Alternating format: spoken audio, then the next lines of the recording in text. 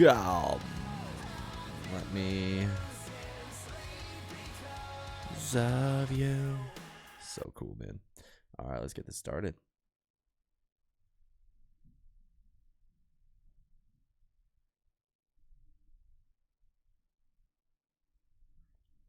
What's going on, guys?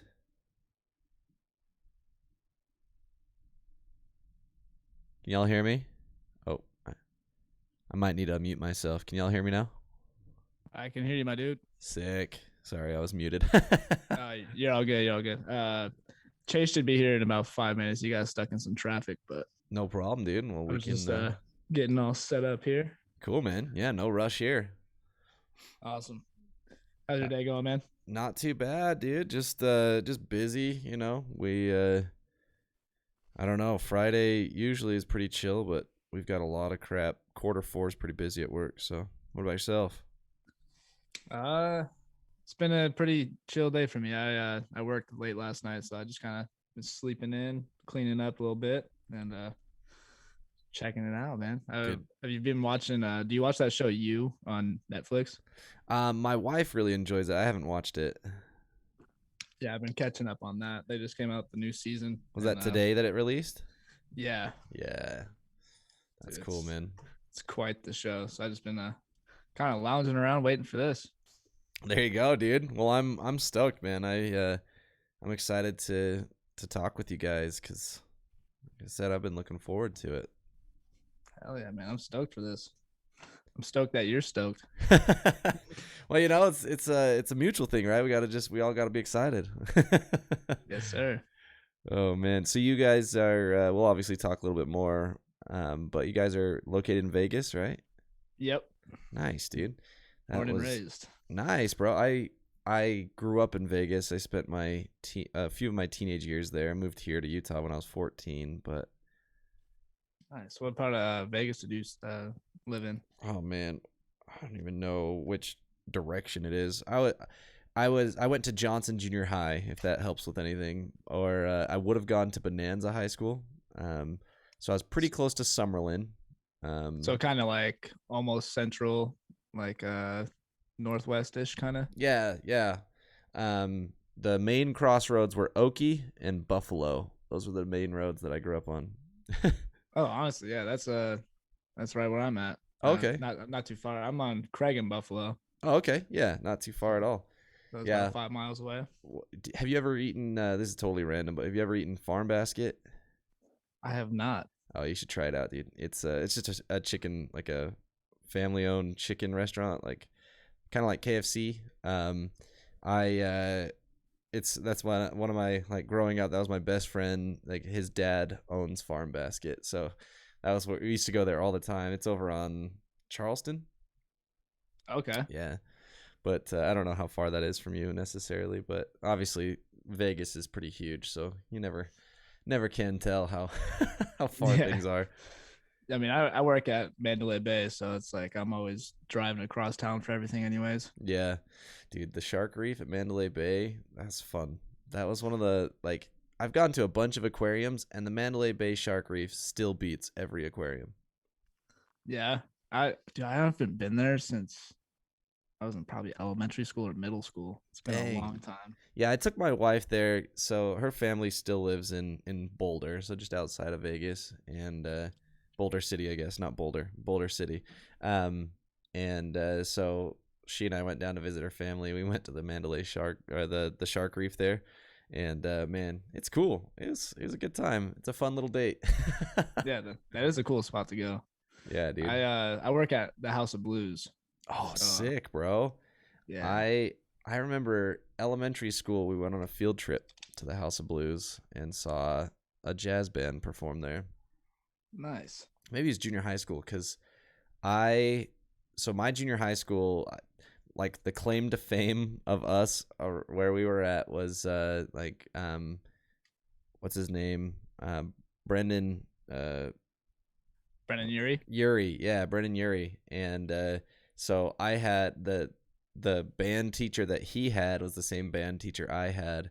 I had him a few years earlier, and that was like our claim to fame. So it might have been junior high school that we went on a field trip there, because Mr. Mata, he was a trumpet player and was obsessed with jazz music. So That's awesome. yeah, dude, totally random. It's been a long time since I've been to Vegas though. It's a good place. I liked it.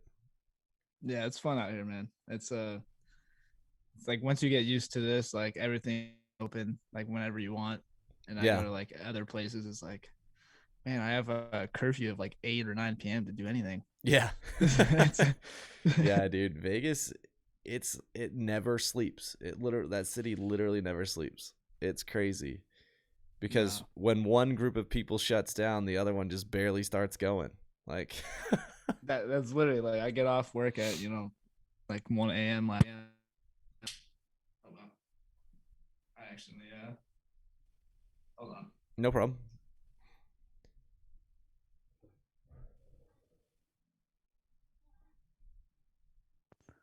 Could you hear me? Yep. Sorry, I accidentally turned my interface off. I was trying to adjust my headphones. No, you're good, dude. I've been there, done yeah.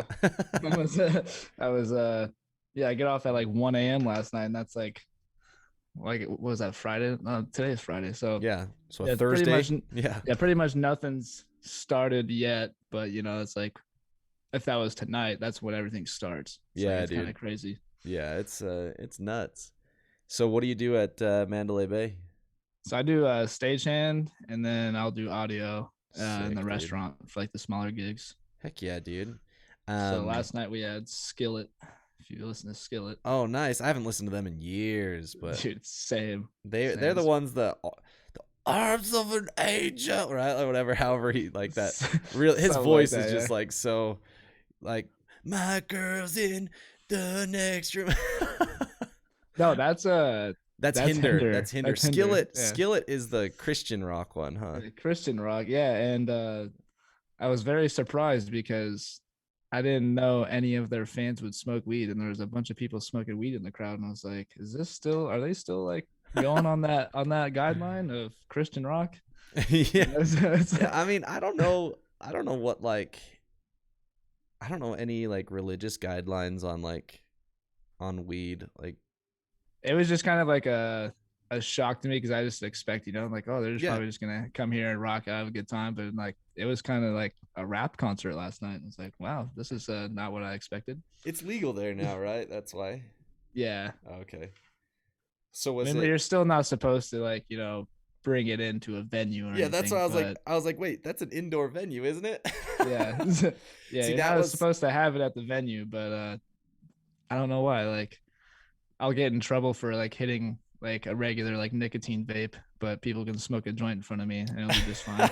Like, dude, it's the double standard sometimes. They're like, well, they're paying. I'm paying you to be here. Just yeah, right. Yeah, I guess. Yeah, dude. We my brother-in-law and I went to a concert a month ago or whatever. It was Newfound Glory, and like nice. Everything went south, dude. Like all the PA cut out, the lights shut off, like things just were going bad, right? So these guys who are handling everything, stress is just really high, and we're standing right next to all of the engineers, right? The sound engineers and stuff, and all of the stuff they're doing.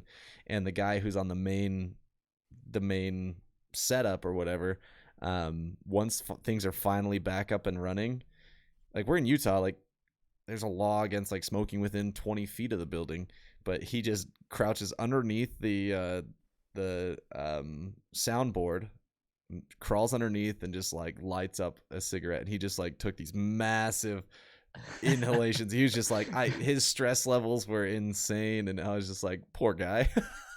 Dude, that's how it is, man. Like that constantly happens, and like there's obviously a lot crazier things that people do under those situations when when they're in that situation. Yeah, it's like smaller venues, I mean, there's probably some stuff you can get away with, but I've heard like stories of people that worked in arenas and the stuff they do. I'm just like, holy hell! Like, yeah, you're getting away with this. Yeah, exactly. But it's just like a norm in that line of work. I mean, that's a pretty stressful environment to be in, Yeah. To like, obviously you're in it every day, so you understand the stress, and like the larger the venue gets, the higher the stakes, because now you're dealing with with huge buku bucks, lots of money. I mean, even having, Hinder, that's a pretty big money show. Like, that's not a small, like, cheap little local show, Mm-hmm. So like there's a lot of things at stake there. Oh Yeah, I man. could only imagine, like the level of like what Bring Me the Horizon is on right now, like just doing arenas and stadiums and stuff, like those kind of sound guys, like there's so much that could go wrong because there's so much going on. Yeah. And that's like the weirdest thought to me. Like, I don't go to a whole lot of really big shows, like hardly at all. Like, the crazy thing to me is when they come in all sound checked already, because they did sound check earlier in the day, and like they aren't, everything is just like perfect. I'm like, wait a minute, everything's just ready to go. Like, you don't have a guy coming out here and just testing all the levels and everything. No, it's just they just hop on stage and start playing. I'm like, okay, apparently you guys were prepared. Yeah, it's crazy, man, because like bands like that, they'll just if it's like a bigger budget production show, they'll come in like the day or two before and do everything, and then the day of, do the line checks and all that, and then they'll just save it and leave it. And then Yeah. any bands before that, if they're of the level of like having their own like sound guy or whatever, they'll have like their own board, or they'll just like make a page on that board. And it's just like, it's crazy because now since like COVID happened, like everything is like so fast. It's like 15-minute changeovers instead of like 20-30 minutes, where you have like, because sometimes that extra 5 minutes will like really help with stuff like that. I bet. But now it's just like go go go. Why did it change? Is it just that there's so much, like, what changed? Why does it have to be so much faster, or why is it so much faster? I don't know if it's like a curfew thing or like what's going on, but we used to just do 30 minutes, take our time kind of thing, and then recently it's just been like super fast. I don't know what's been going on, but Chase is at my door, so I'll be right back. Sick. All right. We'll get them both here, and then we'll be able to have the full interview. It'd be great.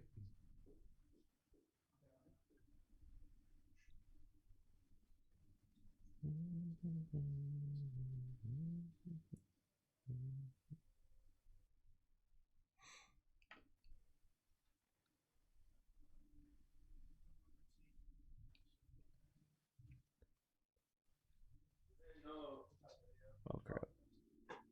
5 minutes, I'll do that. Oh, yeah, boy. Come on. Let's go.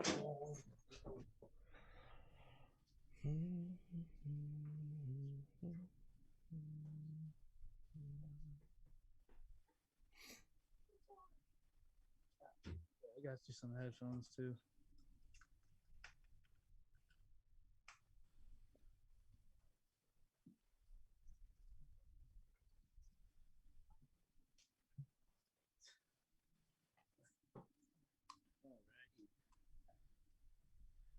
All right, my man. Can you hear us? Yeah. All right, all right. What up, bro? How's it going, dude? Good, man. My most apologies for being late. Oh, dude, not a problem. Both times. Thank you for having us, though. Oh, absolutely. Thank you guys for joining me on the podcast, man. I really appreciate it. Sir. Yeah. So maybe we just start out with just quick introductions. Give you guys a minute or two to tell us who you are and something unique about you, something that people may not know. Shane, you go first. Something unique about us? Yeah, I don't know, about you as an individual, something that people may not know. Oh man, like elementary school style, I try to spontaneous. That's what we're doing here. So I grew up playing sports, and I love to play racquetball, which is very weird because not a lot of people I know ever play that game. Love racquetball, dude. There you go. I took a racquetball class in college. Nice. I've been playing. We haven't played since COVID, but I've been playing since I was in elementary school till about COVID happened every week with my mom. That's cool, dude. Yeah. That's an intense one, man. It is. It's a lot harder than people think. Oh yeah.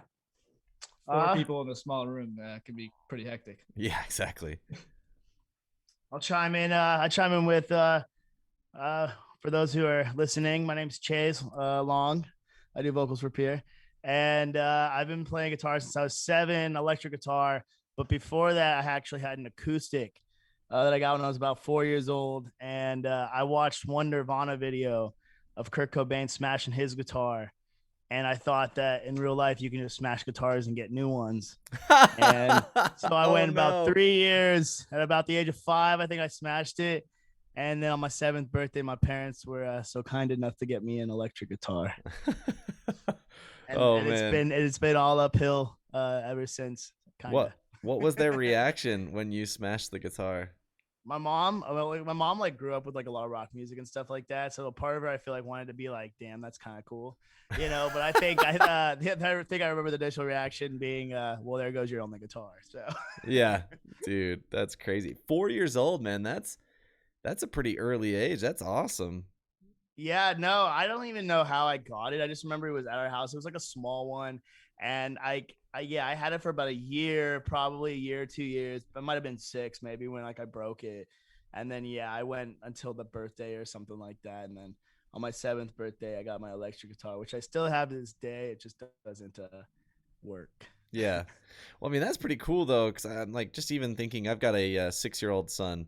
And like his finger dexterity is really good with video games. Like he's really coordinated with video games. But I imagine he could be. I never was though with games. Which oh, is weird, okay. You know, like I never really had. Like I suck at video games, like immensely, and it took me years to get good at guitar. So if he already has the finger work and everything, you know, then he's 5 steps ahead of me, and, the average person. Yeah, dude. Yeah, because like thinking about it, I was like, man, I don't know, like. Like I said, he's really coordinated with the games, but I imagine if I put a guitar in his hands and showed him kind of the finger shapes, you know, the chord shapes, he might be able to figure it out. But that's pretty cool, because just thinking of that age group, that's like, they're sponges, right? They can learn so many things so quickly. So oh, absolutely, that's awesome. And in terms of Pure, how long you guys been around? How long you guys been making music for? So we started like late 2017. Okay. Me and Chase, and he just had a bunch of ideas already ready to go, and then it took about a year and a half, 2 years to find members. Yeah, maybe not even that long. I think like I had a previous band that I've been doing for like 6.5 years, that I kind of helped birth. Okay. And we were called A Friend a Foe, and we had been going for a while, and then we had kind of they kind of split with me. So I got kicked out. Oh no. Basically, yeah, no. So I got kicked out of that band, and basically a couple days later, I just wanted to kind of get right into doing something, because I felt like maybe if I sat around, too long, I wouldn't have the same kind of drive that I had at that moment. So I just kind of got straight into doing something new, and like within like 2 days, I hit up Shane, and I think like 4 days later, we had our first like practice. Dang. And so like we kept that going. We sat around looking for members, I think, for probably a few months, and that was kind of like the phase we hit where we were a little like, I feel like that was like one of the first like kind of like obstacles we kind of hit, was like that. We're like, oh crap, well, we got to get members, and basically we couldn't find people that we really wanted to like work, like I guess like be in a band with, as far as longevity went, Yeah. At that point. So we just went in the studio and we tracked out a couple songs, and we thought maybe that'd make it easier for us to find band members, so we could kind of show people what we wanted to do and whatnot, as opposed to kind of just like trying to explain it the best we could. Yeah.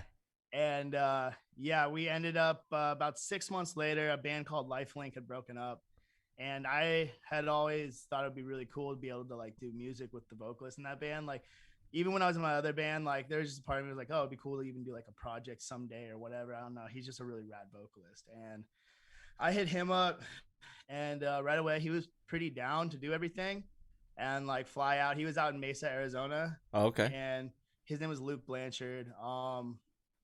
And we flew him out, and we got going on that. A couple months later, we got our bass player, Gene, and we did that lineup for about a year until we kind of just like were on different pages. We all kind of came from different backgrounds. So me and Shane had the same kind of like mindset towards where we wanted to go.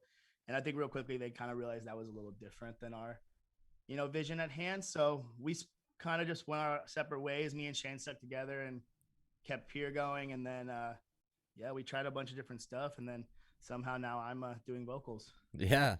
And was with the previous lineup, was like, which had you any of the songs that are on, like, um Spotify, Apple Music, did you do any of those songs with the previous lineup, or is what you guys have on there now just you two? Yeah, our first two songs on there, Hellbent and Lockjaw, was that lineup. It was like completely different genre. Yeah, that's why I was curious, because with, like, particularly Lockjaw, it's got a much more, you know not it's harder than post-hardcore, but it's not like metalcore. It's kind of like in between the two. Yeah. It was just like very angry. Yeah, that's Yeah, that's a good way of putting it. I mean, we really liked a lot of that music too. It just after Luke's departure, it was kind of hard for us to find a vocalist. I feel like right off the bat that we really kind of wanted to do that kind of music with. Yeah. And that kind of just led us to be like, well, we like all these other types of music, why don't we just try something new? And like, everyone around us plays heavy music, so it's kind of I don't want to say the cop out for us to just stay doing that because that's what everyone's doing around us. Yeah. But we kind of just wanted to try something new. And Ben Hoagland, he plays in a band called Extortionist, and he helped us write a bunch of stuff. He helped us kind of break down those walls a lot, and like where we were kind of afraid to go with our music. And we ended up pumping out I think 10 songs our first 3 studio sessions. It was insane. And those are the ones that are being released right now. So Oh, nice. So you guys have been just kind of sitting on a lot of these releases, huh? Yeah, we have about 2 albums worth of music right now Dang. over the years, and we're just picking apart the one that makes sense to transition. and we retracked them too, so it's all fresh when you hear on the tracks. So nothing was fully tracked that long ago. Some of the vocal lines for sure, but usually we touch up everything and change certain things right before we drop something, just minor changes. But for the most part, yeah, we have a whole bunch of songs that we're just kind of popping out one by one. I mean, that's kind of a nice way of doing it, though. Knowing that you have quality stuff that you're ready to release, and you can kind of focus a little bit more on that release schedule as opposed to trying to juggle it all at once, right? You kind of have absolutely. Yeah, absolutely. Also, I think it's cool because I have this thing where I go through phases where I can write 30 songs in a month, one for each day, or I'll go 6 months without not really having a ton of inspiration because something hasn't really occurred in my life or something. I feel like that really sparks that inspiration. Mm-hmm. So for me, it's really rad to I don't know, just pop out a bunch of songs when I'm in the zone or when we're all in the zone together, whatever the case is. Sometimes I write stuff by myself. A lot of the songs we wrote together. So whatever the case is, whenever we're in the zone, we just kind of like to keep that going. Absolutely. Yeah, because there's so much to balance already, between the logistics of recording and mixing, mastering, getting everything prepared. The release is a whole other thing. And then the marketing behind it all. There's so many things to juggle that it seems like it'd be nice to be in the zone on one thing at a time. I feel like you can probably maximize it. Yeah. That's cool. And how did you guys obviously you've now determined, hey, it's going to be a 2-piece and we'll bring in kind of rotating features of people who want to, join in on a song or whatever. But how did you guys land on sticking as a 2-piece?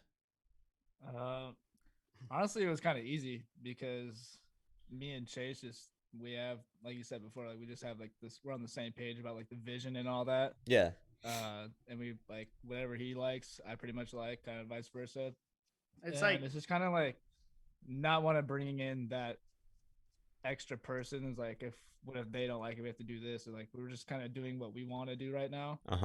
And whoever wants to be a part of it, that's more than welcome. But it's just kind of easy going about that. It's oh, this is what we're gonna do today. All right, cool, let's drop it next week or whatever, Yeah.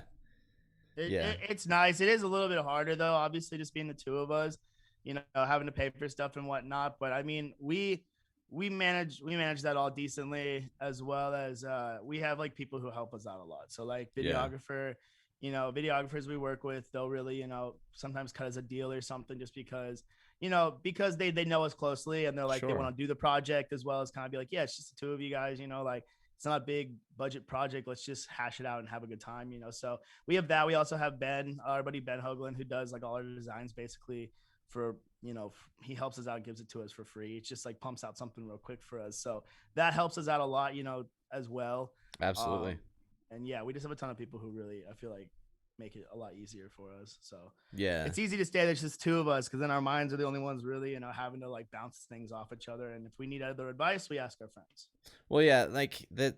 So I've always thought about this. Like, I know there's a lot of really successful, really awesome large bands, but I always wonder, man, like particularly like I don't know why, but my mind always goes to like ska bands because there's so many people involved in a ska band, and I always just think, man, how difficult would that be to coordinate everything between schedules, opinions, creative differences, and you know, like trying to write something like.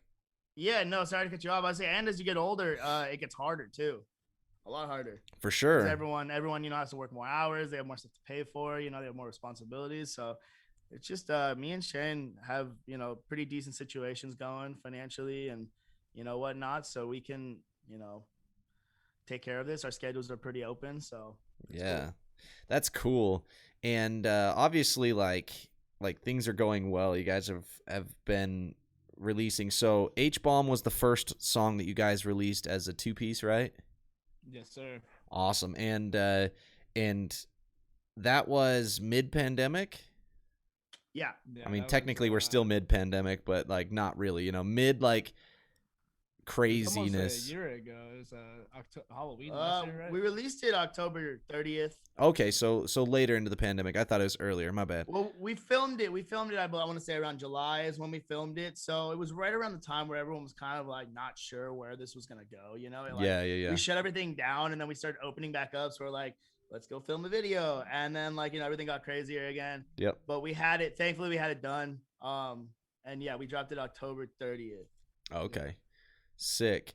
And obviously I'm imagining it's been a pretty dope ride since then. Like, tell me a little bit about, like, because obviously, like, in my mind, I'm seeing it's the same band, but it's kind of that transition. It's that pivot point where it's like, all right, we've now committed to this 2-piece project. We are super stoked about it. You know, we're both on the same page every time. We work really well together. Everything's going great. And I imagine that was kind of like a catalyst for all the things that have come since then. But tell me a little bit about that, you know, since that release of H-Bomb, what's the journey been like for the past year getting to where you guys are now? I personally, I think we've really just kind of, we just kind of keep doing stuff. Like, I feel like for us, like I haven't really paid attention like too much to like the journey other than us just doing the same, you know, just keep pumping out more music and stuff like that. Okay. We try and stay as, I guess, like consistent as possible with just getting stuff done, you know, getting the more videos done. So we've done 3 videos since then. And it's an awesome process. Like it's super fun. We love filming videos and doing all the stuff that you gotta do to be in a band. So it's just been, you know, the one thing I would say over the last year that's not been my favorite is having to do social media all the time. I really, you know, it's one thing that when I was in my previous bands with a lot of members, you know, there was always someone with an idea, but when it's just the 2 of us, you know, we're on social media, but we're not like, you know, those social butterflies on there, you know, like a lot of people are. So we just kind of, you know, do our best we can to get our stuff out there. And it's doing well. You know, it seems like we've got a lot more steady following, you know, so every post is getting a good reaction now versus certain ones going better than others. It's kind of steadily growing, it seems like. Is it hard, like because Pure, I feel like that's a I don't know whether that's super common or whatnot. Like, have you found it kind of a little bit difficult with like the SEO or like kind of optimizing it, trying to get people to find you? Has that been difficult, or has it been just kind of like, nah, we're good? All of our friends tell us that it's a pain to find us on Spotify. Oh, okay. So we try and send out links as much as possible. I think we're going to try and change that soon to just like Pure -US. Yeah. So it's just so we can find us a little bit easier. Yeah, I don't know. I feel like I feel like we find ourselves a lot more easier on YouTube and stuff like that now Yeah. and whatnot. Sorry, what was the question? Oh no, I was just fine. I was just wondering if you guys have found, like, obviously you said like social media is kind of difficult to manage, social media in general. Yeah. But I was just wondering if that makes it any more difficult as well. It can be, especially with like the algorithms, you know, like our biggest thing lately is just like we need the content, so we're not just like saying something to say something. Yeah. You know, or like we're like regurgitating like old posts, like, so like I feel like we're getting to that point where we're constantly having something to talk about, at least like 2-3 times a week there's a post or something like that. Yeah. Because social media isn't our friend in that way, where you get lost in the algorithm when you're not on there for, you know, if we take a month off. We're pretty consistent about it now. I feel like we had to learn the hard way when we took little breaks, like a couple weeks off or something, you know, here and there. So I'd like to say, yeah, we're definitely more consistent now. We try and post at least 1 or 2 things a day on our story, you know, like we post 2-3 times a week on our, you know, page, whatever, depending on if it's leading up to a release, then we'll post a lot more, you know. Yeah. But we try and stay like, you know, in like, you know, the algorithm and like at the top of people's feeds as much as possible. And we're doing it. It's a lot more steady now, especially over the last few months, than it was maybe in our first 6 months to a year of being just us, you know, trying to figure that out. Yeah, dude, it's so hard. Like, it's just, it is. I'm terrible with social media. Like, I'm terrible at it. So I get that. I'm so bad at it. But yeah, like it is so important, obviously, right? It's like so vital to keeping yourselves at the top of mind. Cause like, you know, you guys, you recently released Still You, right? Which, how long has that been out? A week today. Okay. Yep. Yeah. So like you guys have to stay on top of people's minds, as, you know, like I think that's why we're going to talk obviously on Sunday, was because of the release, but it's like it's so easy for people to just either fall back into their old routines or find something different to listen to. And so props to you guys for keeping that up. That's so difficult to stay top of mind in today's world, because there's so many things pulling people's attention so many ways. Oh yeah. And I noticed that someone recently infiltrated your profile on Apple Music, because I like found you guys on Apple Music, because that's what I use. I don't know. Spotify is obviously better for the social, but I like Apple Music. But yeah, some hip hop guy. I was like, hey, you don't belong here, bro. Get out of here. Is he on our Apple Music artist page? Yeah, you go to the artist page, and Nice. he just barely released a song called Flex, and I was like, wait a minute, didn't they just barely release a song? So I start listening to it, and it was like hip hop music. I was like, yep, this isn't them. No, we have a little bit of hip hop, but definitely not hip hop. Yeah, you've got that little bit of influence, but you aren't a hip hop artist, you know. Yeah, we're gonna have to sit down with this guy. I'll have to have our people talk to his. Yeah. I'll get my people on that. Yeah. Oh man, yeah, it's like I think it's cool to kind of get that perspective, because it's you know, as you grow, as things progress, like the way that you've got to do that is to get more people sharing stuff. And obviously, like you said, you know, you're sharing links and trying to get the stuff out there as much as possible. But with Still You obviously have someone featured on it. I don't know who Landon Hill is, but I was just, who is he in a band near you guys, or is he someone that is in a band? He's in 2 bands out here. Oh, okay. One called Sigil, and then Imperial Tide. Okay.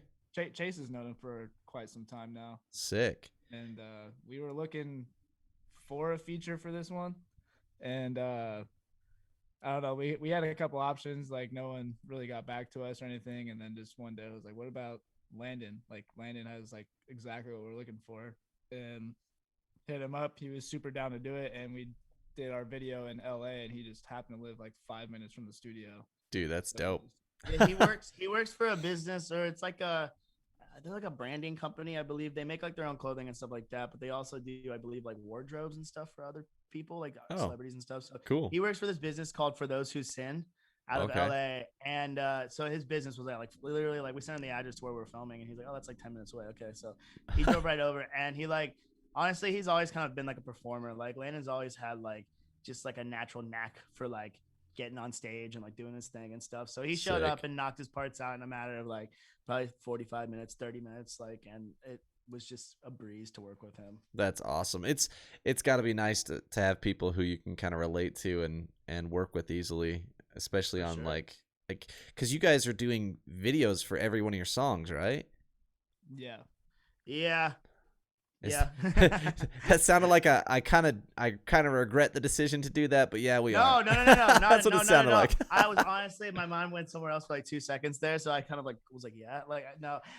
Yeah, no, we definitely, we want to do, I mean, until like an album drops, like that's kind of the goal, is just do a video for everyone. It's more expensive. It's more of a process, but like at the same time, I just can't stand watching like, I don't know, like I just feel like in this day and age, visual representation, whether it just be a quick little like, easy visual or something that's, you know, well thought out, like I just think that's necessary for Well, like a big debut. yeah, and even like on the non music side of things, it's like, well, if you're looking for that content you need for the social media that we've been talking about, you know, it's like video is a really Exactly. really great piece of content. Like, and obviously like YouTube is probably one of the biggest music discovery platforms now, surprisingly. So like that's another great place to have your name out there, like getting views on YouTube. You know, it's people share YouTube videos, I feel like way more than they're sharing like a Spotify link. I don't know, maybe not. But Yeah. I think it's starting to, it seems like it's starting to move like a little bit more towards Spotify in terms of what you want to have as an artist. But I think YouTube is still at the like absolutely at the top for all that stuff. So that's our goal, is to try and make as much of a presence on YouTube as possible. and obviously, you know, Shane works. He and I were talking a little bit before you got here, Chase. That you know he works at House of Blues and stuff. So curious in terms of your guys's like live performance plans. Have you guys been doing live shows at all? Or are you planning on getting back to it? Or Yeah, we actually just did our first show in 2 years. It was like almost Sick. 2 years to the day. Literally, Like our old lineup, like we played 4 or 5 shows in the first year, yeah, and then that kind of took a break, and then obviously COVID happened, and then our first chance of doing the 2-piece, like we have like a full lineup for live members. oh okay. Shout out Nathan Relf. He plays in a band called Suicide. Silent Speaks. Oh my God. He plays in a band called Silent Speaks. And our buddy Cameron Rose out of LA, he makes moves. So, he got a nice house. September 4th was our actual like debut as like the new peer, I guess you say, and that's just something that we've always, I felt like everyone we've had play with us before just was solid performers, and then going into this one with all the new music and just different energy around us, like it was just it was a perfect first show back. I couldn't complain about it at all. Oh yeah. That's so dope. Yeah. How like were you supporting other bands? Was it like a local show? Where was it at? It was all a local show at this venue downtown on Fremont called Triple B's. Sick. And it was our buddies in Allura hit us up to do a show. Like we were already looking to book a show for that venue around the same time, and they just hit us up, and then we got all the other bands together, and then we came out in the jumpsuits as like in the video, and everybody loved it. Dude, that's so dope. Yeah, I like getting back to live music has been an absolute delight. So I'm stoked that you guys have been able to obviously debut now in your live performances, and from that experience, what were some of the takeaways for you guys that you're really pumped about? I mean, personally for me, I had never I never fronted a band on vocals before at a concert or anything, you know. So I mean, like obviously not ever before in general, but especially, you know, going to the concert setting, I was sitting there saying, let me just like over prepare for this and try and be the best I can. And a lot of people had good things to say about everything. You know, I got a lot of compliments on my voice, and like it just seemed like, you know, like we couldn't have had a better first show back. And it got us more stoked and gave us a clearer head, I feel like, on our future, you know, because we knew we could do like the studio stuff, or at least, you know, all that stuff and write the music and whatnot. But I feel like the performance part was like a big test, and I feel like we We got an A on that. Heck yeah, dude, pass with flying colors. And as like with the live performance, obviously you've got those other people standing in for that live performance, but was there anything that was like different because of, you know, the smaller core lineup of who you guys are, or was it pretty similar to your previous shows? I think it was better. I mean, and the only reason I say that is because our previous shows we had like the members were amazing, and but there was a little bit more, you know, it wasn't as, I feel like it was a little more critical because you had 4 people who were very invested in how it sounded, Okay. you know, versus 2 people who were saying, you know, I got nothing to lose, let me just do my best, you know, and that kept me and Shane in that mindset. I feel like easily of just like, let's just get up there and have fun, you know, and I feel like that just comes off better typically. Yeah. And for me oh, go on. personally, it's like I'm a very anxious person when it's like a live setting, like presenting or whatever like that. Yeah. And then going into this one, that all went away like right when it was, you know, showtime. I just sat down very comfortably. I actually made eye contact with the crowd for a few times. I don't usually do that. I mean, for but someone it was who's just like, for someone who's was- anxious on stage, like that's a pretty big deal to make eye contact. and I'm just like, and you know, like I play a pretty hefty role in keeping everybody in check and in time and all of that. So it's like, if I mess up, I don't want everybody else to mess up, and you know. But Yeah, dude. everything went so smooth, and just seeing like the reaction to everybody was just, it was just amazing. It felt right, and it was just like a great sense of like what we can do next. Dude, that's so cool. There's something magical about that kind of like that realization and having that opportunity to, because really like the crowd, they're like, the fact that you're up there kind of proves something to the crowd, but you've got a lot to prove to yourselves, right? Especially with this, it kind of almost experimental change that you guys went through of going to a 2-piece band with, you know, Chase, you first time fronting the band, like that's a lot of stuff to kind of process. So it's really, I'm stoked for you guys. That's really cool that it went so well. Thank you, man. Yeah. We appreciate that. And obviously, so I have a friend, I grew up in, he and I grew up in the same neighborhood. He plays in a band in Vegas. They're called a Marionette. Oh, And Oh wow. who's your friend? Nick Rea. Okay, gotcha. Cool. Y'all know him? Yeah, I mean, I haven't seen Nick probably in a couple of years, but we definitely we all cross paths with those guys a lot. So Yeah, that's dude. awesome. Super rad guy. Like I said, I grew up with him. He and I grew up in the same neighborhood together. It was a lot of fun. That's awesome. But like he said like the local music scene there is kind of like it's not what you'd think, because I thought, you know, Vegas would have a pretty good local scene, but he said most of his listening and like most of his like really successful shows are down in Texas or over in California. And from what you guys have seen in terms of like the local scene there, is it like, how is the local scene for you guys and your music? Well, I'll start off by saying a Marionette is they're like hometown heroes out here. They have been for a long time, you know. Oh, okay. So I have like ton of respect for that band, and like I imagine maybe their type of sound might do better in other places, Okay. as opposed to out here. I definitely do think that a big problem with Vegas is that a lot of what it's surrounded by is partying, Yeah. you know, and stuff like that. So there's so much other things going on every night in It's Vegas. just 'Cause Vegas is distracted. it's distracting, you know, Oh, and okay. there's always a better place to be, quote unquote, you know, type thing. So it can be hard. I think the trick that I've kind of tried to figure out throughout years of playing shows, because we've always had a good, you know, pretty good turnout. You know, in my old band, we did really well. You know, this band we've sold out basically every hometown show we've played.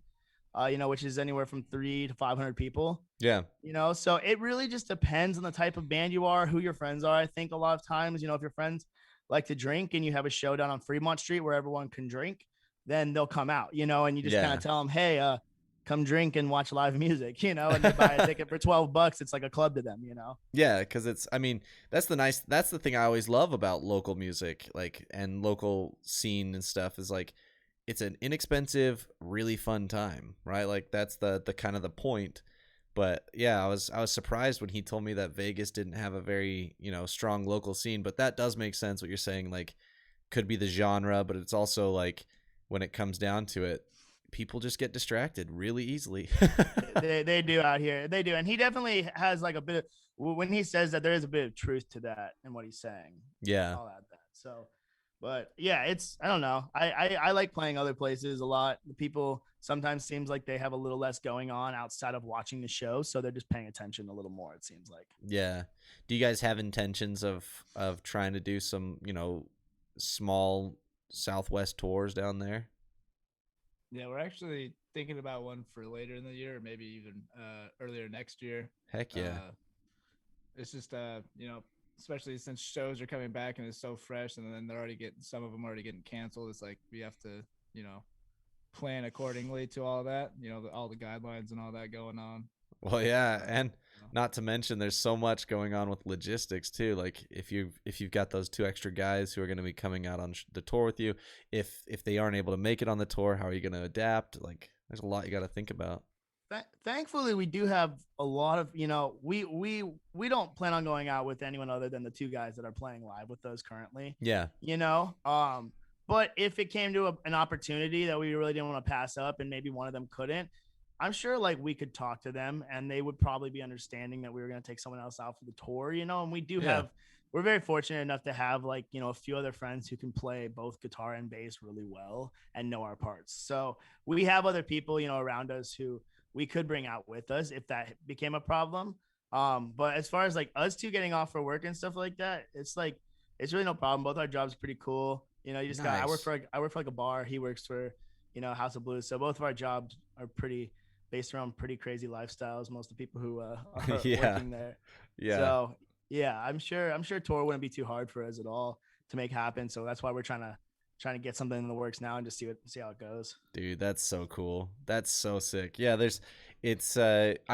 I mention this a lot, but I'm always impressed by like bands and musicians, like the grit, the tenacity it takes to just say, all right, let's make it happen, and just going for it. It's so cool to me. That's pretty much how we operate. Like Chase will literally call me at like 3 a.m. with an idea for something. I'm like, I'll be drunk and call him. Yeah, just like, that sounds amazing, dude. Like, let's hit up whoever needs to get this done, see their schedule, and let's get it done. And that's pretty much just how we do things. Yeah. With me and him. That's so cool. How did you guys meet in the first place? The craziest, like, honestly, I don't even remember how we met exactly, but I know one of the first times I remember like actually chilling with him for a second, and kind of like getting to know him from more than maybe like a handshake real quick, was probably 2016. My old band, A Friend of Foe, went in to do like a little like live like audio tree type session. Oh, sick. Okay. Out here at the school he was attending at the time, which is called the Art Institute of Las Vegas. Yeah. And I love the trailing off of Las Vegas. I was like, I just thought in my head, I'm like, there's gotta be 1,000 art institutes. But yeah, no. So we went in there to do that, and he was there helping out with sound and stuff like that. And I think he ended up like doing like the mixing for the sound for it, and like we had a buddy doing video and stuff like that and whatnot. So that's essentially how we met him. But me and him weren't really that close until the band thing. And I literally, the most shallowest way of thinking about it was, I was like, who looks like someone I'd be in a band with? And I knew he played drums, and I hit him up, and like I didn't realize how far it was gonna go. I think I just wanted to kind of try things out right off the bat, and it just happened to work out well. Yeah. I was honestly kind of shocked because I've never really been in a band. Like I was in like small bands in high school, but I haven't done anything. I was just going to school, and then he hit me up, and I was like, well, this guy, he's obviously done his fair share in this type of realm. Mm-hmm. Why the hell is he hitting me up?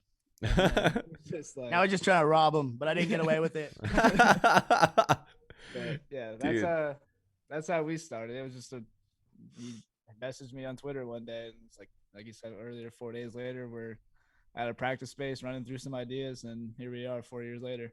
That's dope. So Chase, like, when you looked at him and said, "All right, looking around," you're looking around, who could be in a? How did you envision in your mind like what someone who's in a band with you looks like? Like long blonde hair, man. I had luscious curly locks.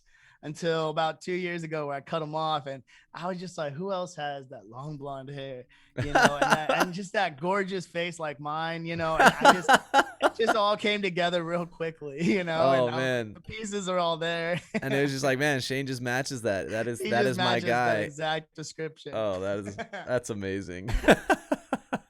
Oh man. So now obviously you guys have been making music together for 4 years. What are some things that that really stand out from your time working together? Like what are some of the things that you've learned from one another?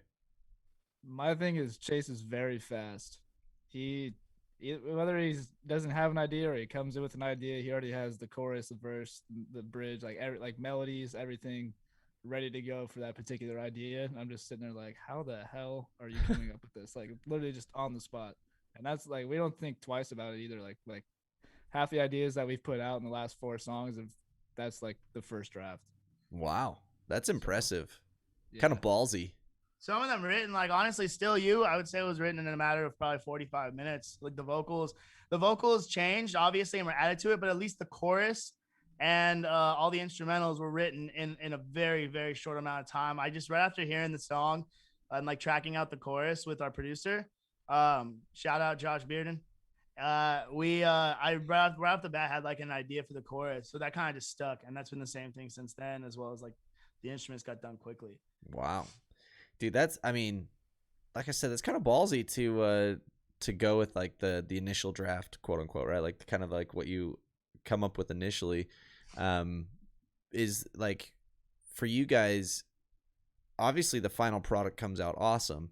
So how, I don't know, how is it that you feel confident just laying it down and just going through it quickly and doing that? Because I feel like a lot of people, they aren't very, maybe they are it's not, maybe not confidence that they lack, but it's that they kind of stew on it, and they really manipulate things a lot of times before they finally land on the end sound.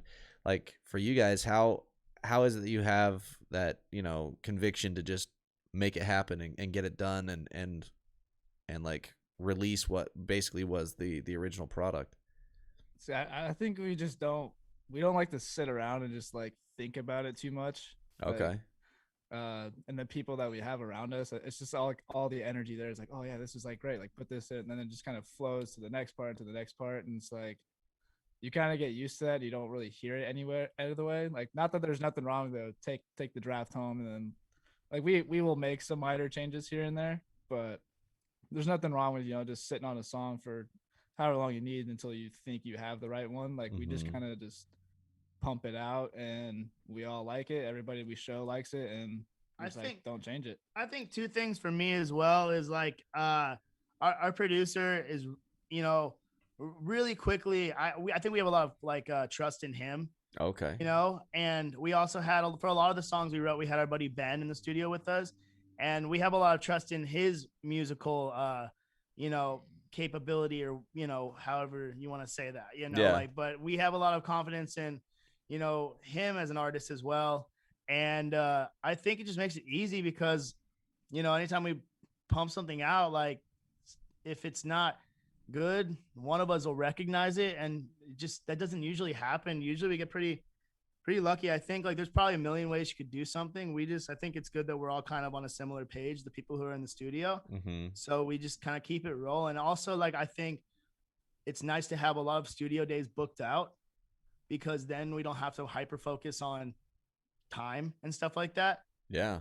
So we like to give ourselves as much time as possible, whether we need to just literally go outside and go chug a beer, or go smoke a cigarette, or go to get like, Roberto's or something or whatever. Just literally have enough time to be comfortable that when it's go time, it's go time. Yeah. And I think that in general has helped me outside of the studio setting, to where like now I just kind of have, this like confidence in, my writing and stuff like that. And yeah, I don't know. Like I said, like we all just, I feel like have a very good vibe going, where we, I don't know. We're just all like, we feel like we're untouchable.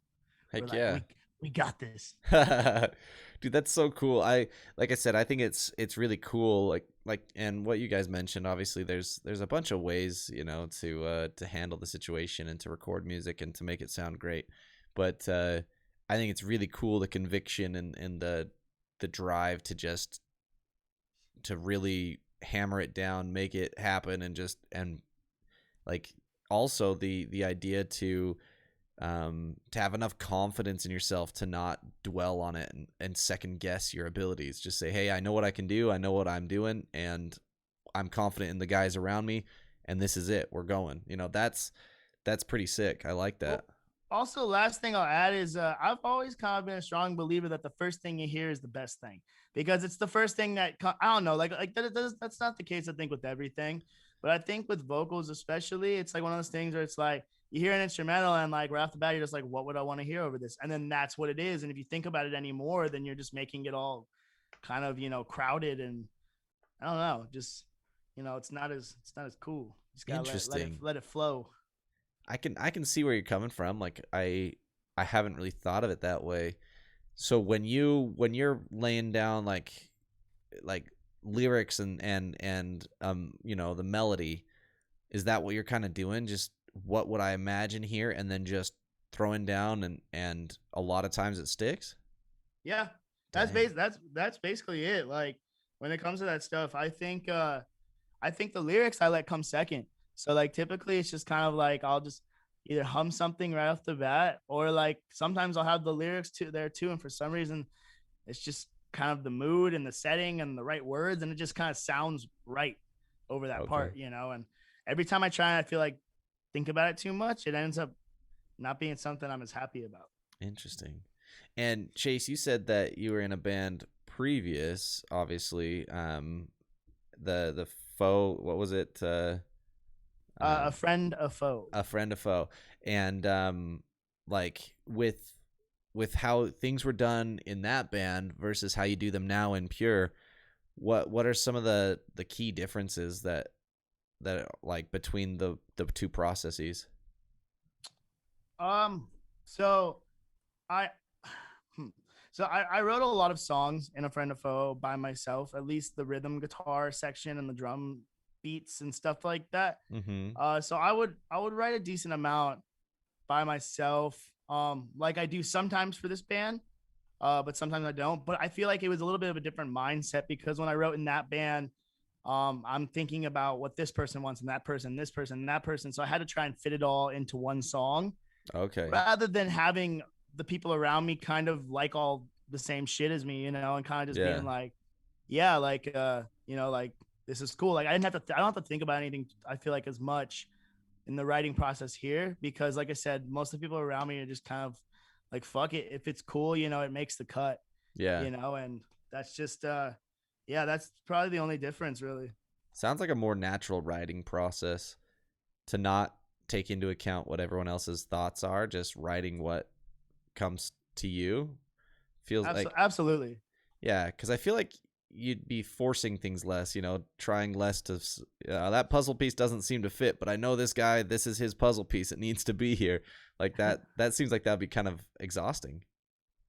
Yeah, and it did get to that point, and I think we all in my previous project kind of felt that, especially going into the studio together and stuff like that. So interesting. Yeah, it's just a lot more soothing this time around. Yeah, that's awesome. And Shane, you said you hadn't been, you were, the last time you were in bands was like in high school, right? Yeah. And with like when you were in school at the Art Institute of Las Vegas, don't forget it. Yeah, don't forget it. When you were at the Art Institute there, were you studying music production, and like what were you? Yeah, I was doing audio production. Oh, okay. After high school, I just wanted to go to like a music school. Oh, okay. Just to like learn more like theory and like other instruments and stuff like that. And they're very good at persuading you at schools like that. Of like they show you the coolest shit first. And you're like, wow, I'm gonna be doing this the whole time. Like I'm gonna be in a studio and this and that. It was nothing like that. It was everything that had to go with audio, and then the sciences of it and all of that before you even get into the studio. I'm like, wow, it was cool. Like, I mean, I had a good experience. I took a lot away from it, but I really just wanted to study music itself. Yeah. But yeah, my end degree was Bachelor's of Science in audio production. Okay. And the decision to join Pure, like, hey Chase, let's make this thing a project here. Like, was that a pretty big decision to then be in a band, or was that a pretty easy decision for you? No, it was very easy because I've been playing drums since I was 6, Oh, and dang. I've always wanted to be in a band. I'm not the most social person, so I don't go out and meet people. Like Chase can make a friend in 5 seconds at the gas station if he wanted to. But so I didn't really know any people that were in bands or weren't already in bands that wanted to do something else. And then Chase just hit me up, and I was like, "Well, this is it. Like, let's make this work." And here we are. That's dope. As like a person who is more introverted, less social, is it difficult? Like I the feel like being in this has made me get more to Chase's speed of Okay. like I'll walk into like a party or some like wherever I'm at, like I'll introduce myself and say what's up, like as before, like I'll just hang out with the people I knew. Yeah. I feel like being in this kind of opened that up a little bit to be you have to be out you don't have to be outgoing to be in a band, but like if you want people to like, respect you and like get to know you, you have to obviously talk to them. Yeah. You don't just want to be like the extra guy. And I think for me, being around Shane has helped me think more before I speak. That's an important thing. I struggle with the opposite of that, speaking before I think. So I definitely understand that. Yeah. Yeah, but it's been great. It's like I've met a lot of cool people, and like some people that like for distinguished, for example, like our producer Josh Bearden's band, like I record like my first project when I was in school was their first EP, and I didn't really talk to them too much around that time. Then I joined Peer, and I'm around them all the time, and now I'm like they're all some of my best friends. Yeah. And so it's kind of like helped me meet a lot of cool people. I've had a lot of cool opportunities just from being in this band. Absolutely. Dude, that's so cool. I think it's like I always love when, people push themselves out of their comfort zone. Like I don't know, cuz it's really tough to like you've got the talent to be successful, but it's really tough to, that's something you're comfortable with, to say now, all right, I'm going to do something I'm really not comfortable with, but it's to complement something that you're really passionate about, something that you are really talented at. I commend you, dude. That's a like I don't think people realize the amount of work that actually is to take that leap. And I obviously it probably is pretty helpful, and correct me if I'm wrong, that both of you guys are kind of on the different ends of that spectrum of like social interaction, right? Like one's a little bit quieter, a little bit softer spoken, and the other, is more excited, ready to make new friends, meet new people. Does that help, or is that like for the band dynamic? I feel like we've definitely learned a lot from each other, just from Mm-hmm. like we hang out all the time, we're around each other all the time, we go out all the time, and it's like we definitely learned, at least I feel like we both have like learned a lot from just the last 4 years from just each other. Yeah. And seeing how like we interact and experience things, like even within the same situation, like we all experience it a little different. Yeah. It's good to have. I feel like it's good to have those opposite spectrums in everything you do I agree. as well. So I feel like that's like if you look at a lot of successful businesses, like a good business model is, if you have two people, one of them's the person who's really good with business, the other one's the person who comes up with a lot of ideas. I think we both are good at both of those things in this band. I think we both have a decent understanding of like how we want to market ourselves and brand ourselves and stuff like that. But like I said, also like on the social spectrum, it's just nice to have people who see things differently. Yeah. In that aspect. But at the same time, we both have the same end goal and vision for that. So yeah. Does that help like with writing, like being in different like kind of social backgrounds like that way? Like, do you guys find that like writing is more natural between the two of you because of that? Like where it's you feel I don't know how to even word the question.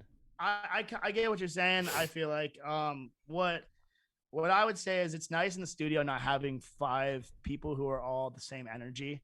Yeah. You know? Okay. And if I think if Shane had the same kind of energy as me, we'd both be fighting for that position of whatever you want to call it, lead kind songwriter, of king of the whatever. hill type. Yeah. Like, exactly. Yeah. And in this case, it's there is no fight really there because it's just like Batman and Robin, you know, like it's like I need him, you know, to do anything.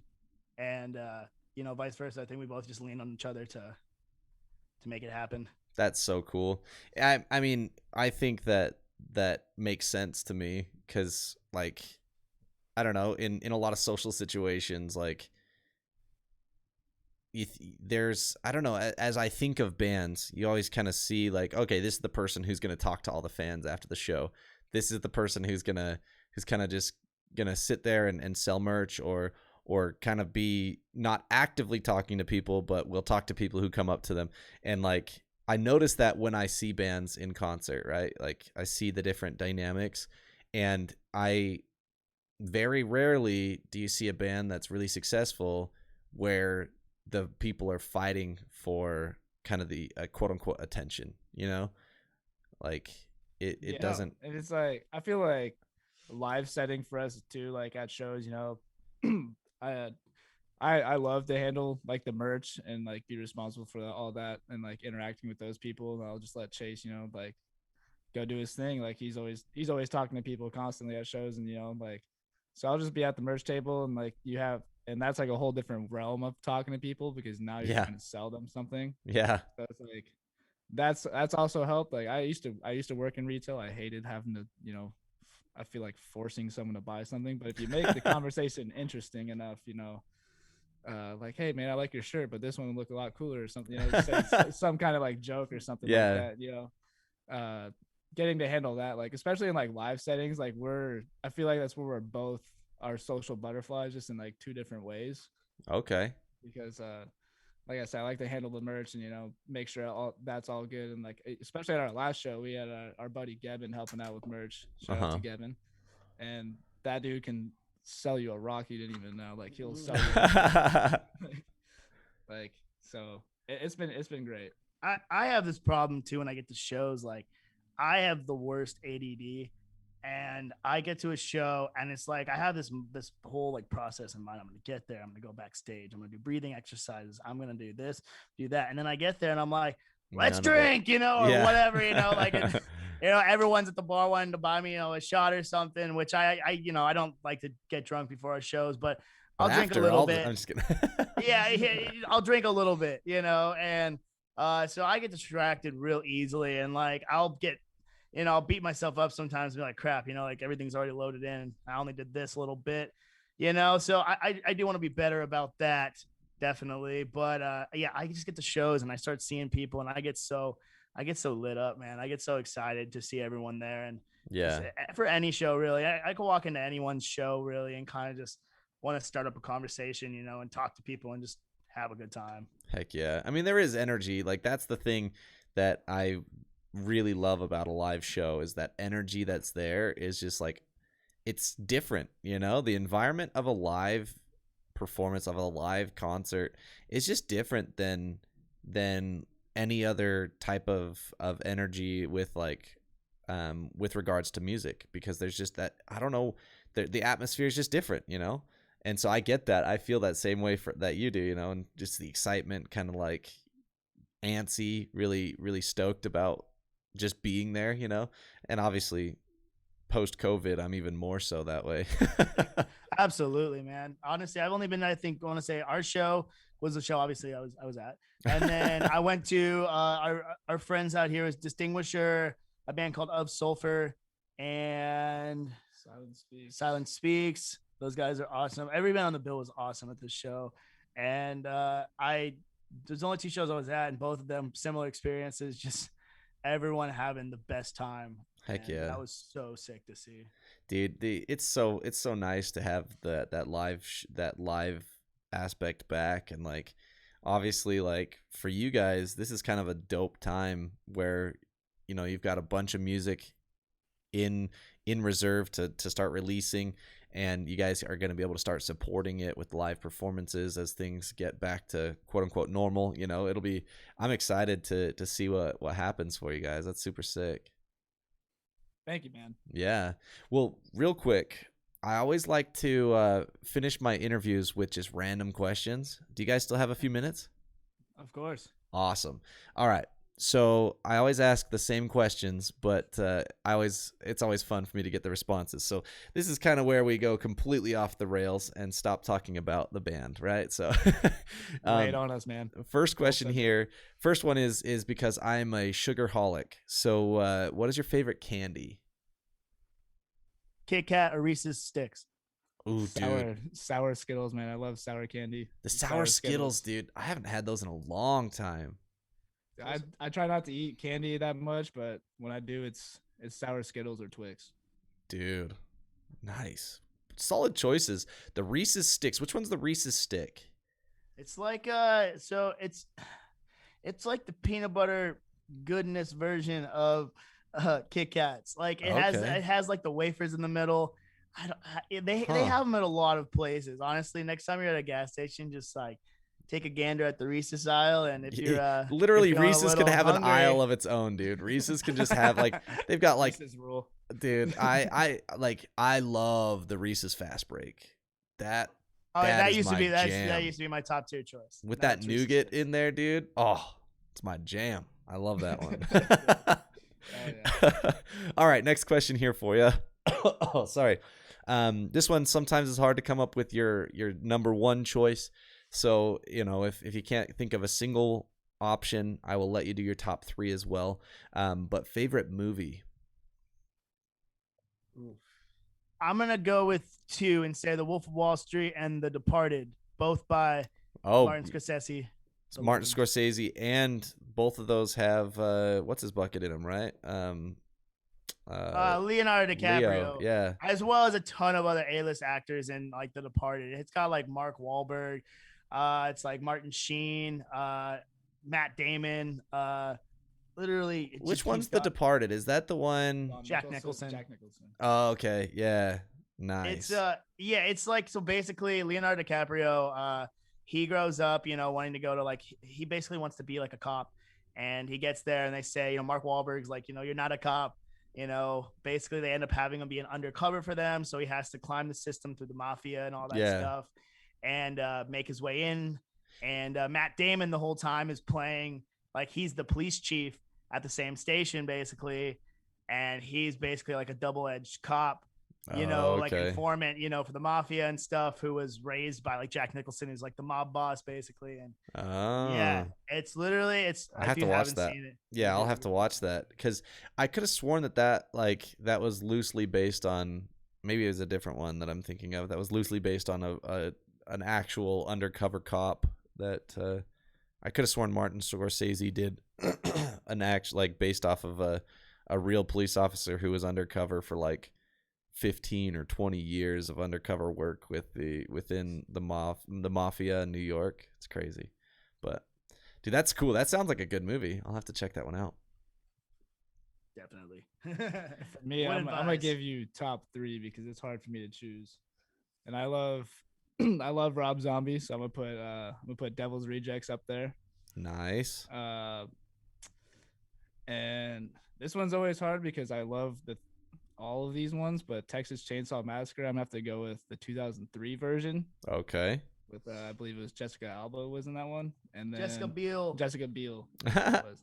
And my all-time favorite comedy is Step Brothers. Oh, nice. Okay. And dude, so my the barbershop I go to, his former business partner, he ended up buying out the remaining amount. So now the other guy is just back to being full-time photographer. But he was really close friends with Rob Zombie and quite a few other really big rock stars. And so in the barbershop that I go to, there's a bunch of really sick black and white photos, or like really well done photos of like, there's one of Gene Simmons, there's one of Alice Cooper, there's one of Rob Zombie, and he's just done all these photos. And last I a few years ago, the last tour he did was he was on tour with Rob Zombie doing his tour photography and was doing a book for him. So it's pretty That's awesome. totally random, obviously, but yeah, every time I see that, I'm just like, dude, this guy's like living the dream, just out on tour with all of his favorite musicians, and he does photo books. Like he did a Rise Against photo book. It was like an entire, like, I don't know, so they told some story in it, but yeah, it was Rise Against in photography, and he did the whole thing, and I was like, dude, that's crazy. Which is crazy. The guy actually, his name's Matthew Jackson. He goes by like Matthew Cole, the guy that shot our last video for Still You. He was actually on tour, I believe, with Rob Zombie and Marilyn Manson right as the COVID started hitting. That was the tour. Yeah, that was the one that I was talking about. That's crazy. He was the videographer for the opening band Palais Royale. But, you know, I believe they did some work for Rob Zombie, him and his girlfriend, who shot a video for us as well. Alana, and I believe they both did a little bit of content for, I believe, Rob Zombie and stuff. Dude, that's so and they had some stories to share, of course. I'll bet. Yeah, I can't even imagine, dude, what a tour with Rob Zombie and Marilyn Manson, like that sounds nutty. Oh yeah, complete chaos. Yeah, dude. Oh man. All right, last one here for you. I think Shane has already pretty much answered this one, but we'll let him expound on it if it's the same answer. But favorite non-music related hobby? For me, it's watching just MMA. Oh, okay. In general, obviously the UFC mainly, but I watch other organizations as well and kind of just keep up with combat sports and stuff like that. I'm very big on that. Dude, I listened to a press conference that Dana White did where he was just ripping, just absolutely tearing to shred. Is it Oscar De La Hoya? Is that the one who? Yeah.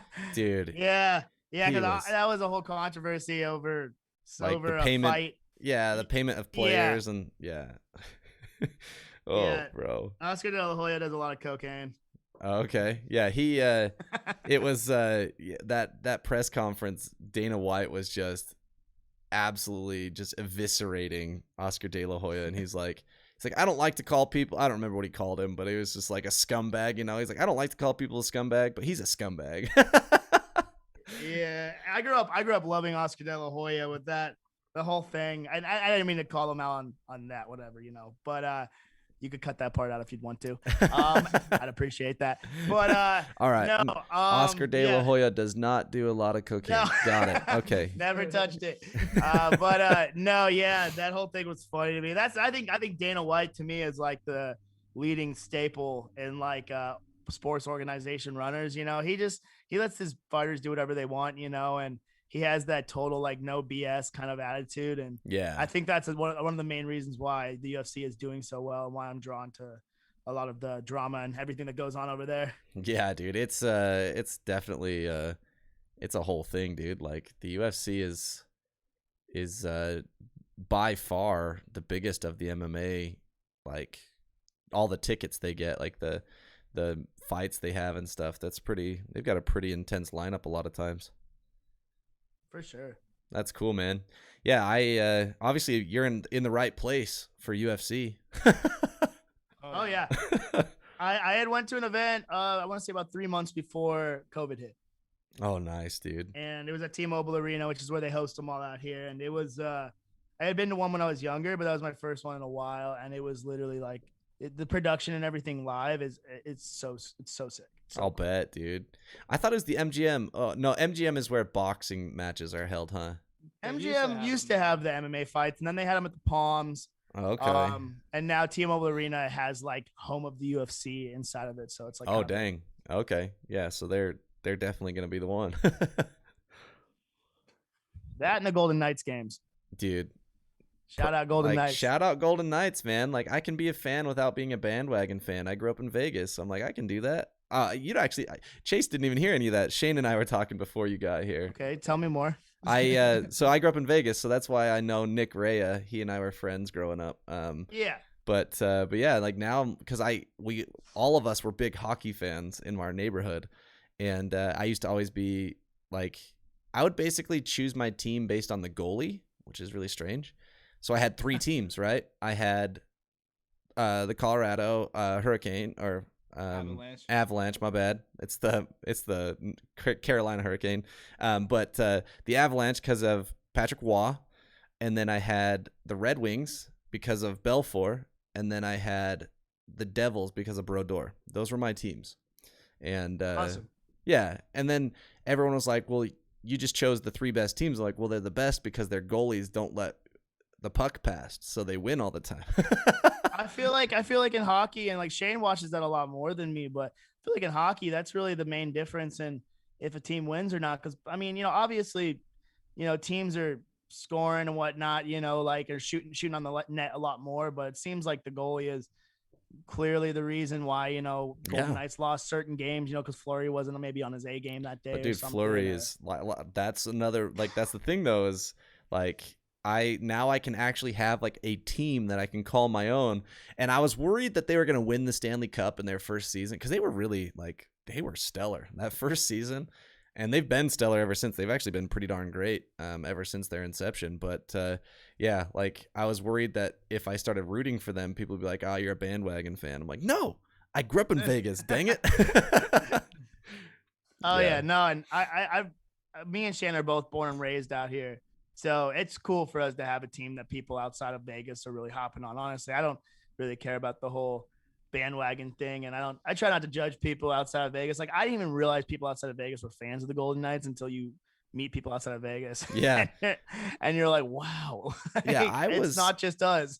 Yeah, I remember growing everywhere. Growing up in Vegas, everyone, all the people I ever talked to, they're like, "Oh, Vegas can't get a professional sports team. The city is too transient. Too many people are in and out. It's not a big enough city with enough staples, like people who are born and raised or kind of the hometown hero type people, right? There aren't those people." And I was like, no way. Vegas has to get teams, and now they've got freaking awesome. They got the Raiders and they've got the Golden Knights. It's pretty dope.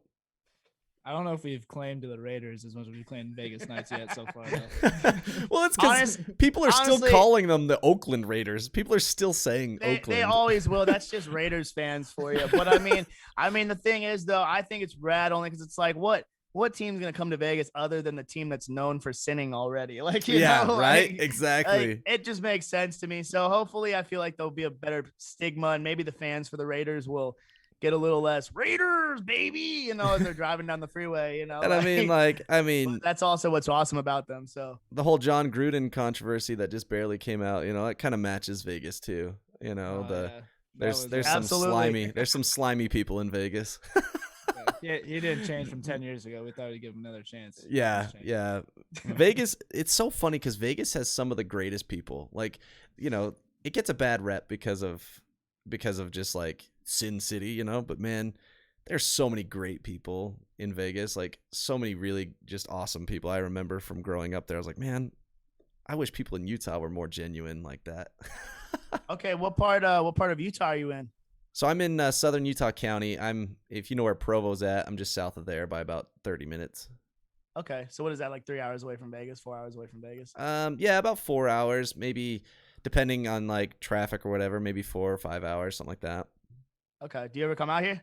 Yeah. So my wife's family, her grandma and aunts and uncles, live out in Boulder City, so I go down there every once in a while. Nice. Yeah, awesome. It's fun, man. It's a fun place to visit. We actually thought about relocating there and move because I do software development, so I'm Vegas has my wife has started a business. I'm like, hey, Vegas is a great place. There's no taxes on a lot of this, the business taxes and stuff are way different in Vegas, because of all the casinos and stuff. There's a lot of benefits. There's no property taxes down in Vegas, and which is really different. Come on down, man. The water's fine. I bet. So what about you, Shane? Like I said, I imagine you already answered it, but so my favorite hobby is not musical. Since we were talking about hockey, I love going to Vegas hockey games. Heck yeah. It's a whole different realm. It's either that or hiking. We have our one neck of the woods, Mount Charleston, out here. So dude, try to spend as much time up there as I can. All the Red Rock out there is freaking amazing. I don't know Mount Charleston, but I do remember doing a bunch of rock climbing and rappelling at the Red Rocks out there, which was freaking cool. Red Rocks is amazing, but now it's just I feel like it's so expensive to get in there if you Oh, don't have really? a pass. And I don't go up there enough to like get the park pass. But You gotta Yeah. pay to go see some rocks. yeah. But we have a family cabin up at Mount Charleston, so I just Dude, that's on a dope. random weekend, just hit some buddies up and we just go up there and hang out. hike That's so around or cool, whatever. man. That sounds that's awesome. I was gonna say Mount Charleston also. If you are in Vegas, it's definitely a cool place to go. That's crazy. How long did you live here? So I moved there when I was 7 years old, and then moved away when I was 14. So 7 years I lived there. Okay, that makes a little more sense. Yeah. Yeah, no, Mount Charleston's like 45 minutes outside of Vegas, and it's not, Rocky Mountains or anything, but it's definitely cool. It's, it's trees. It's, like they got the ski resort up there, stuff like that. So It's not so deserty. That's cool. no, Yeah, because not anytime at all. we went to a mountain, I don't know why, we always went to Bryan Head near Cedar City. Because that's the coolest spot to go if you're into snow sports. Yeah, Big 'cause- Big Bear in California is really rad too. Okay, yeah, because like growing up, like the neighborhood I lived in was quite affluent, and so friends of mine would have, like their parents had like a vacation place in Bryan Head, and so we'd go there like every year, at least a few times a year, and I just You remember. don't really hear anybody come to Vegas and be like, "Oh, Lee Canyon was so tight." Like, yeah, you have to come here the day it snows, and by tomorrow it's gonna be melted. Yeah, exactly. I remember, dude. What was I, 11 years old when it snowed a pretty good amount. It was probably about 4 or 5 inches. I remember, like the whole city shut down. It was the Yeah. only time that the city wasn't bustling. Was that 2008? Oh yeah, Oh no, this No, was that- before that. For me, it would have been like 2000, like 2001. yeah, I remember that. I think everyone that's lived in Vegas that long remembers that year. Yeah, because I just remember everything shut down, and like you had the police warning, do not go out, ice on roads, like just a crap ton of accidents. It's just that was Then you have people from like Colorado or back east looking at us like, "That's it." yeah, That's a- exactly. Yep. It's a normal day for us. Yeah, but there, when you have no snow plows and like you guys have those bumps on the road as opposed to lines, like you can't see where you're at on the road, and Yeah, I remember we had a snow day in like 2008 where they canceled school and there was like maybe an inch on the ground. Yeah, no. No. There was actually, where I live, there was quite a bit that year too. I feel like Vegas has this thing where, like, we know it's coming once every 5 to 10 years. We'll get a good snow, yeah, and it's just like something went different that year. yeah. No one To has lead here. coats, but everyone's out there without gloves, just bare hand like snowball fights, dude. My hands hurt so bad that day; they were so cold. Oh my gosh, dude. Good times. Well, guys, thank you so much for taking the time to talk to me, man. It was really cool getting to know you guys. And I told Shane this, but Chase, just to make sure you're aware, the music is dope. So if I didn't say it already, I want to make sure you guys are aware. I really dig what you guys are doing, and I'm really stoked to hear where things continue going. So I really appreciate you guys taking the time to talk to me. Dude, no, that means the world, man. Thank you. And thank you for having us. Absolutely. Yeah, thank you, man. If you're ever out in Vegas, you want to grab a drink or something, Boulder City's not too far from us. Yeah, dude. I mean, I would love, like, that's one of the big things for me, man. I would love to meet, like, I've done so many podcasts, and I'd love to meet these people in person, right? Like, it's fun doing phone calls and doing the podcast. Like, now I'm so invested in so many bands, and it's so exciting. But man, it'd be so much like that. Take it to the next level to like meet everyone in person. So You I just gotta definitely want to take make it happen. Take the old van you got in your little logo. Get a little hippie van like that and travel on over here, bro. I know Start it, doing dude. Take it worldwide, man. We'll start doing it in your van. Oh yeah, bro, that'd be so sick. I've actually told my wife, I was like, I want to save up to like I want to get one of the Sprinter vans, like I would love to do a VW bus, but I don't think it'd be big enough. But I was like, man, I'd love to get a Sprinter van and convert it into like a studio that can be transported and do like on That'd be on so location. Like I think it'd be so much fun. You see Steve-O's podcast? Yeah, that's what he that does is. it. That's what inspired it, dude. I was just like, dude, Yeah. this guy knows what's up, dude. Yeah.